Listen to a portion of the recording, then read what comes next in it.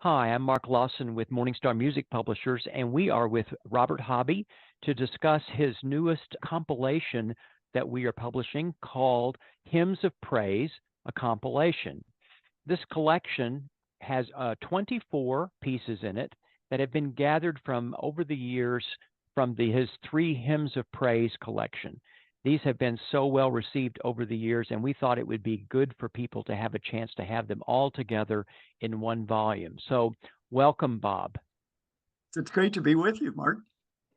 So, these Hymns of Praise collections go back all the way to 1990. I think you were probably 12 when you wrote the first one, I suppose. But how did you get started on these? And tell me the background to these publications. Well, thanks. It was exciting for me to have the first opportunity. I was a young composer, and I actually was commissioned to write a set one. I didn't even think there would be a set two at that time. I was just excited for what turned out to be the first set from Scott Riddell, who was doing he was involved with a new organ dedication project and thought it might be kind of festive to have a little set of three chorale preludes included in the dedication recital. And I'm grateful that he had confidence in a young composer. I think I was 13, not 12.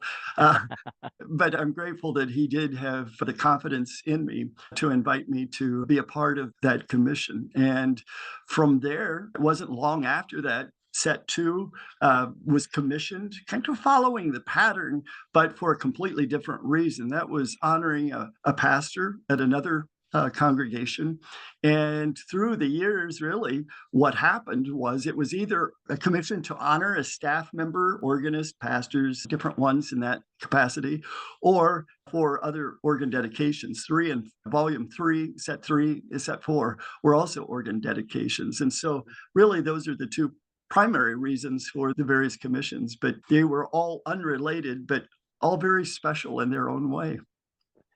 So, what are the parameters? What were you thinking about when you do these?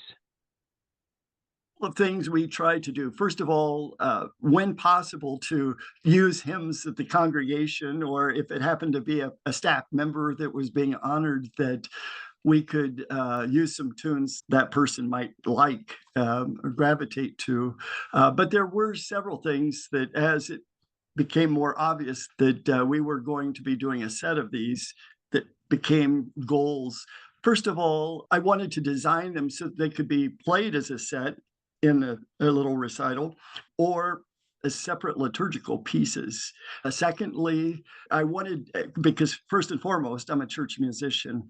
And so I wanted to write pieces that might last longer than 30 seconds, which at the time that I was doing a lot of the writing, there were lots of collections coming out, but they lasted about 15 seconds. And so or 20 seconds. And I would find that if I wanted to do a prelude on a particular hymn tune, I'd have to find like 5 different collections of pieces just to come up with 3 minutes. And so I thought, well, I can grouse about that, or I can try to do something for myself and hopefully for others throughout the church by creating slightly longer chorale preludes. So they last anywhere from 2.5 to about 4 minutes. So that was an important thing to do. We tried to look for tunes that had not been set over and over and over again. And sometimes I think as I discovered through the years, some very common tunes have not been Yeah. set a whole lot. And so that was kind of a fun challenge to be able to think about and to try to identify rather than the 5,000th chorale prelude based on a Yeah. familiar tune. So the fourth objective, the goal for me, was to try to write for the local organist.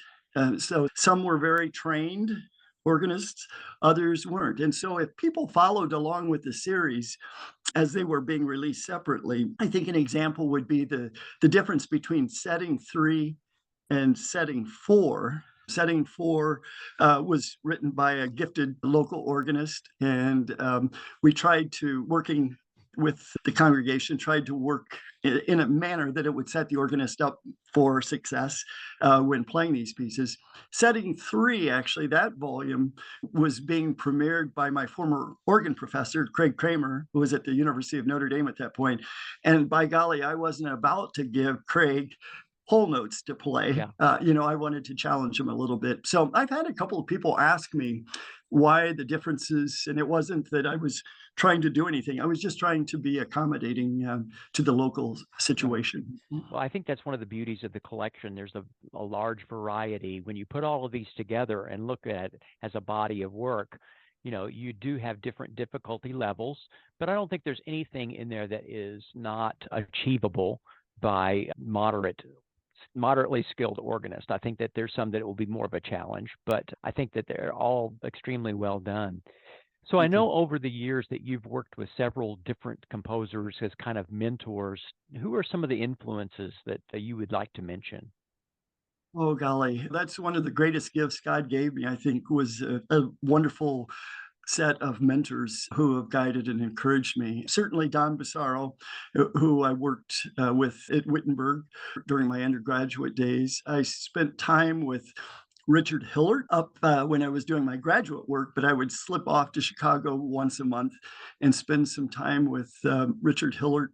Certainly in later days, Andrew Carter, the English composer, had an influence, but there were a number of people, I think, beyond the formalized education and Mhm. teachers that even maybe unknown to them were mentors. I think John Ferguson would be a name of a person. I think of his influence, how he would write these delightful little preludes or introductions to hymns. And I can remember that influencing actually the Hymn to Joy, which I think was in volume 1. So just John doesn't know that. Ferg wouldn't know that. But there were just some very special people that influenced me in ways they never knew. That's great. That's great. I mean, I know that when young composers talk to me about what they might, how they might better themselves, I always say find mentors because that's very, very best way to do it. And may I add one other thing? Sure. I was going to say another thing that I enjoyed as a young composer, which I would love to believe I still am, but I recognize that's probably not the case anymore. But I also enjoyed, as I was preparing a piece, reflecting on certain composers that might have lived around the time that the tune was written, or I might say to myself, how would this composer write? Or how would, even though it ends up being my voice, the influence of composers like Duraflay or Perry. His set when I did his setting of Repton, which is not in this collection, but it's in a different collection. I would think about how might have Perry, had he written on his own tune, written. And so just trying to use that influence a little bit in the style so that I work Mhm. kind of with the style in which the composer originally Yeah. intended. That was a fun exercise for years for me to do too. Yeah, I can see that. Well, if someone hasn't really actually heard any of the or played any of your hymns of praise volumes, pick out a couple of favorite tunes in here that some things that you're particularly proud of that you might point to, that they might explore your writing style. I would say, and of course, and you've heard this before, that's a little bit like asking one who their favorite child is or something. But I suppose the most widely recognized piece, maybe widely played out of the entire set of pieces, would be the setting of Engelberg, Mhm. which was in volume 2, and frequently is associated with the text of When in Our Music God is Glorified. And so I just received via social media noticed that a colleague just used it, had an incredible set of composers, all gone, kind of the big composers on which the program was based, but concluded with the Engelberg. Mhm. And so that's very humbling and gratifying to me at the Yeah. same time. So that probably would be an example. I tried, even in the more modestly written pieces, tried to include something that might make it unique. So I don't know that it makes it incredibly special to me, but still special. That my setting of Now Think We All Are God, most settings of Now Think We All Are God are big and boisterous. And actually, I have another organ setting that is. But in this particular set, it's a reflective, Mm. quiet setting. And I think sometimes we just fall into that trap of predictability. The setting of Tallis Canon, I think most of the organ settings that I knew, at least to the point of writing the piece, always had a canon in it. Well, so Yeah, Bob Hobby tried to do something a little bit different. Whether that's right or wrong, I don't know. But I didn't always want to be predictable, that a person would just open it up and say, oh, there's going to be a canon between the pedal and the right hand. And yeah, so if one goes to it, you just get to hear the melody by itself without any canon. But they're that's all great. special in different ways. Very good. Well, I encourage people to take a look, and it does have a very nice comb binding, so it'll stay open on the Can't uh, wait. yes, and so I think it's a very nice volume, and you won't have to go searching through your files and thinking, now which volume was that one in? They're all going to be together, so that's great.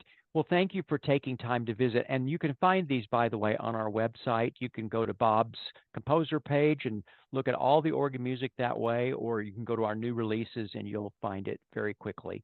So thank you for taking time to join us, Bob. Thank you, Mark. All right. Have a good day.